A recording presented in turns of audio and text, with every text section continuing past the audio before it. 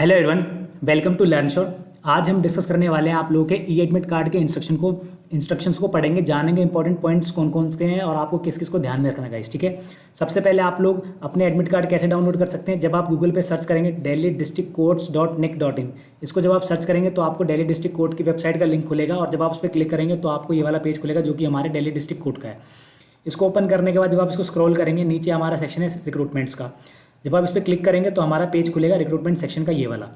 Recruitment section में जितने भी आपके रिक्रूटमेंट हुए हैं दिल्ली डिस्ट्रिक्ट कोर्ट के सारे मिलेंगे आपको। अगर आपको प्रीवियस कोई नोटिस पढ़ना है या नोटिफिकेशन पढ़ना है किसी भी पोस्ट का, चाहे वो पर्सनल असिस्टेंट हो, चाहे सीनियर पर्सनल असिस्टेंट हो, चाहे टाइपिंग टेस्ट हो, कोई भी सब आपको यहाँ पर मिल जाएगा इस। ठीक है, जो सबसे लेटेस्ट अपडेट आया है वो यहाँ पर इन्होंने लिंक दिया है जिसके थ्रू आप डाउनलोड कर सकते हो अपना एडमिट कार्ड जे का, जो का आपका इंटरव्यू होने वाला है 30 अगस्त को और 12 सितंबर को। तो जब आप इस पर क्लिक करेंगे तो आपका खुल जाएगा ये वाला पेज जो कि कैंडिडेट लॉगिन आपकी मांग रहा है। कैंडिडेट लॉगिन में आपको अपना यूज़र आईडी डालना है। यूज़र आईडी आपका क्या है? आपका यूज़र आईडी है जो कि आपका DDC से जो आपकी सीक्वेंस एप्लीकेशन नंबर है उसको डालना है। पासवर्ड अगर आपको याद हो तो अच्छी बात, अगर याद नहीं है तो आप यहाँ पे फॉरगॉट करके ले सकते हैं। इसके अलावा पासवर्ड लेने का तरीका क्या है? जब आपने फॉर्म फिल किया था तो आपके पास ईमेल आई थी इनकी दिल्ली डिस्ट्रिक्ट कोर्ट की, while filling the form fill करते टाइम आप वहाँ पर जाके ले सकते हैं। आप अपने जीमेल खोले, वहाँ पर सर्च करें दिल्ली हाई कोर्ट तो आपको मिल जाएगा लिंक। इसकी जो मेल आई थी वो मिल जाएगी। वहाँ पर आप जब सर्च करेंगे तो आपको आपकी आईडी और पासवर्ड मिल जाएगा इस। ठीक है, जैसे ही आप अपनी आईडी और पासवर्ड डालेंगे तो आपका एडमिट कार्ड खुलेगा जो कि खुलेगा ऐसा। एडमिट कार्ड में आपका नाम होगा, रोल नंबर होगा, डेट ऑफ बर्थ होगी, फादर्स नेम होगा और आपकी जे और कैटेगरी और सब कैटेगरी होगा। सबसे इंपॉर्टेंट क्या, आप लोगों को अपना रोल नंबर चेक करना है, फोटो चेक करनी है और साइन चेक करना है। जब आप अपनी फ़ोटो, रोल नंबर और चेक कर लेंगे उसके बाद आपको जाना है एप्लीकेशन रेफरेंस नंबर पर जो कि आप लोगों का ये DDC और यही आपका एडमिट कार्ड का ID है जो आपको लॉगिन में मिली थी। ठीक है, इसको आप फिल करेंगे, उसके बाद अपना पासवर्ड डालेंगे तो आपका ये खुल जाएगा। सबसे पहले आपको इंपॉर्टेंट जो चीज़ है वो है आप लोगों की लोकेशन। आप अपने घर से मैप डालें, इसको लोकेशन देख लें कितनी दूर है आपके घर से। सपोज़ कोई नोएडा से है, कोई फरीदाबाद से है, फतेह आसपास की जो NCR है वहाँ से है, बहादुरगढ़ से है, तो आप क्या कर सकते हैं, आप अपना एड्रेस देख लीजिए, अपने जो आप किस तरीके से जाएंगे वो चेक कर लीजिए कितना टाइम लगेगा, उसके हिसाब से जाइएगा इस। ठीक है, इन्होंने स्लॉट दे रखा है यहाँ पे 12 बजे। गाइस 2 स्लॉट है, मैं दिखाता हूँ कौन कौन से 2 स्लॉट है। एक स्लॉट मैं बताता हूँ, जो फर्स्ट 100 स्टूडेंट्स हैं, एक से लेकर जो 100 स्टूडेंट है उनका जो है टाइमिंग दे रखी है उन्होंने दे रखी है 8:45 आपकी रिपोर्टिंग टाइम है गाइस। क्या है? रिपोर्टिंग टाइम है 8:45 और आप लोगों का इंटरव्यू होगा 10:15 बजे। तो एक स्लॉट तो ये है, फर्स्ट स्लॉट जो है वो है आपकी 9:15 से लेकर 10:15 का आपका इंटरव्यू होगा।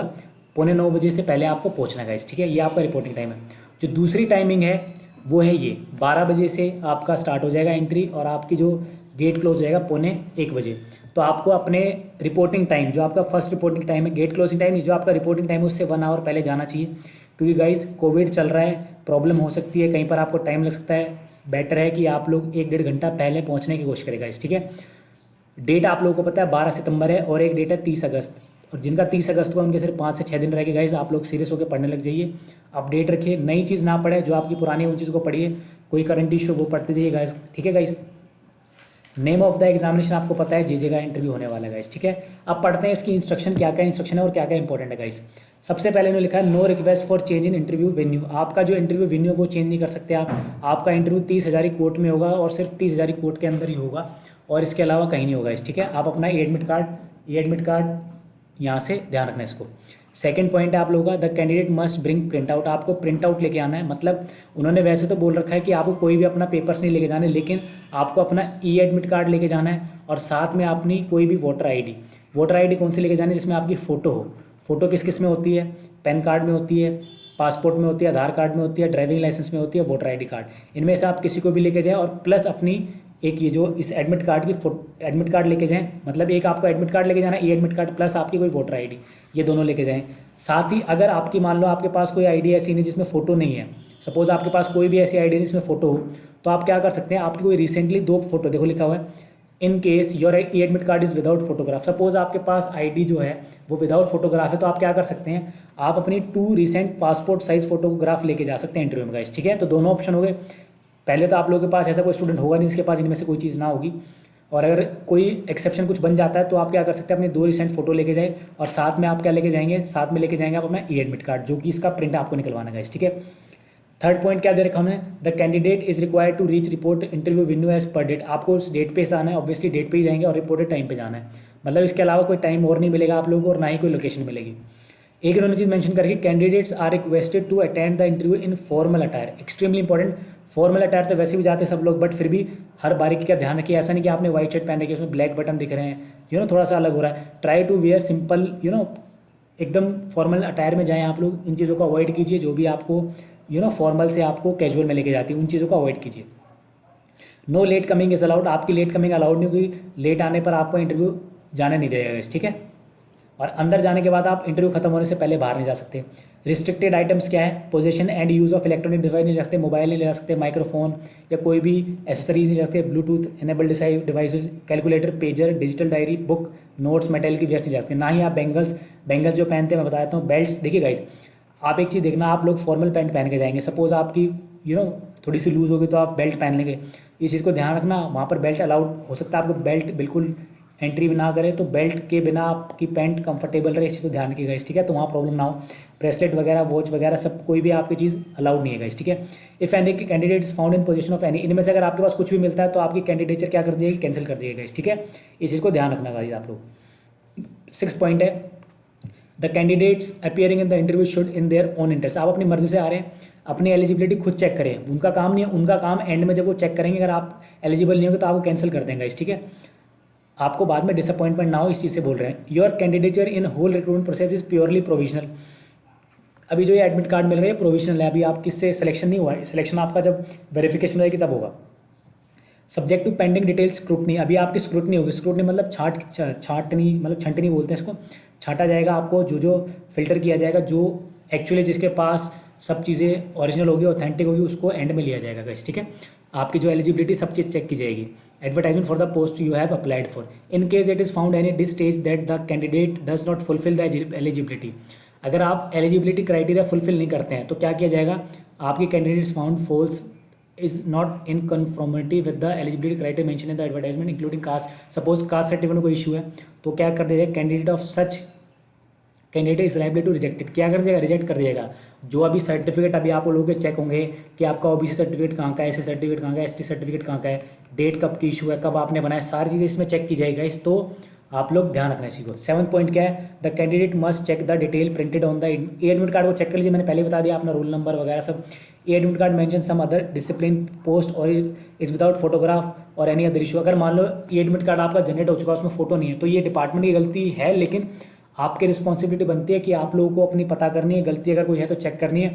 और अगर आपकी गलती मिलती है तो आपको जाना पड़ेगा recruitment cell, room number 306B में, 3rd फ्लोर, 30 हज़ारी कोड में, जो कि 27 तारीख को जाना है आप लोगों को, ठीक है। 27 एक डेट दे रखिएगा, ये 27 डेट है, 30 से पहले 27 को जाना है, 11 से 2 बजे के बीच में, विद 2 पासपोर्ट साइज फोटो लेके जानी है और आइडेंटिटी प्रूफ लेके जाना है, जिससे आपको ये पता लगे कि आपका ये एडमिट कार्ड है। तो गाइज आपकी अगर कोई प्रॉब्लम है तो आप यहाँ पर जाके ठीक करवा सकते हैं इसको, ठीक है।